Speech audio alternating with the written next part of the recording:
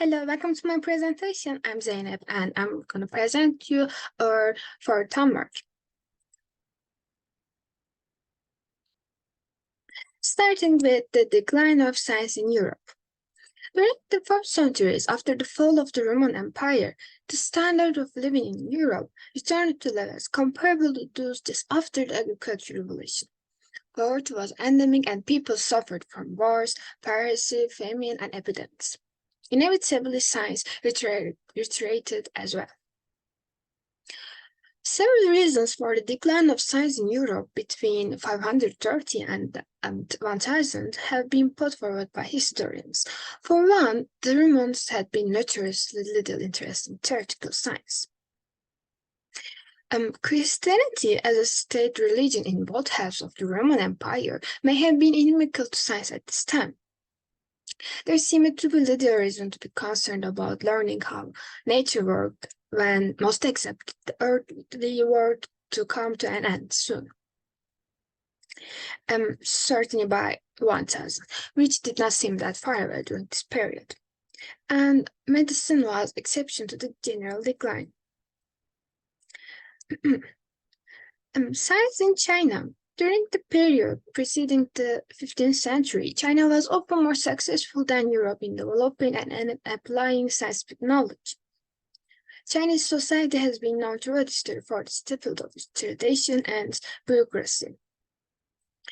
Chinese philosophy had gone far in developing theories of matter and living beings. The Chinese seems to have always believed that the blood circulated, for example. The Chinese, in this times, discovered paper, the first printed text, and the escapement. Science and mathematics in India. Because of the religious character of Indian civilizations, the development of technology was less pronounced in India than in other areas of the world. However, early Indian science excelled in three fields: mathematics, astronomy, and medicine. Indian mathematics was influenced by the idea of long spans. As a result, Indian mathematics were interested early on in very large numbers. They were apparently the first civilization in the Old World to realize that zero is actually a number. Scholars in other societies had recognized the need for a placeholder in numeration, but failed to grasp the pivotal role of zero as a number. Ancient Indian astronomy was mainly concerned with calendar computation. Calendar computations were required early for religious ceremonies. They were based on the motions of the moon and the sun. Medicine developed very early as well. It was based on preventing diseases and on hygiene as much as on curing diseases. Arab science. The Islamic Empire became the most advanced civilizations in the Western world. Because of intense commercial activity, the Arabs came into contact with a large number of cultures, and each of these civilizations had new ideas to contribute to Arab thinking. Many of the works of the ancients have been preserved because they were translated into Arabic.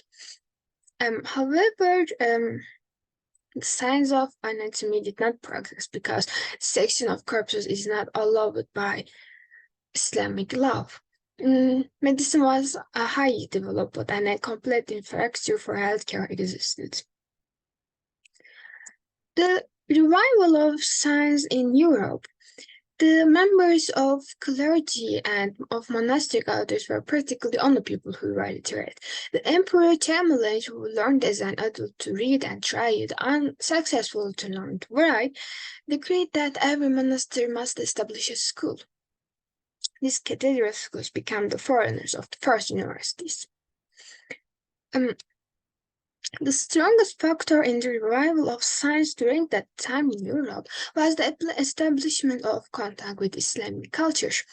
As cities with a more educated population began to develop in Europe, Christian schools were eager to absorb the knowledge amassed by the Muslims. Aristotle and Church were on a collision course. They said Aristotle's works imply that God did not create the world, that there can be no transmission of the host and mind during communication, that miracles cannot occur, and that the soul does not survive the body. The technology revolution of the Middle Ages. According to many historians, the first important technological revolution took place during these years. Several technologies from antiquity that had been forgotten became used again on a large scale. A series of new inventions brought medieval technology to a more advanced stage than that of the Romans. The first center of technology during this period was the Far East, but the vast improvements made in everything from communication, like printing, to transportation, like the weather in China during this period, seem not to have a basis in our relationship to science. A key technology taken over from antiquity was the water helm. Arab schools, lawyers, and scientists also were more advanced than Europe was in the beginning of this period. During this period, the center of technology gradually moved toward to the west. In Northern Europe, in contrast to Mediterranean countries, water was abundant and the water supply in rivers was dependable. As a result, the water wheel became the most important source of mechanical power to Northern Europe for many centuries. Let's look at some major advances. In astronomy, we can say the Arabic translation of Ptolemy's Almagest became the standard text for astronomy throughout the later Middle Age. In biology, later medieval biology was strongly influenced by Aristotle's method of investigation. The method is try to find the function and purpose of organic structure. Botany and zoology became separate disciplines. Communication is the most important communication things is printing with movable type.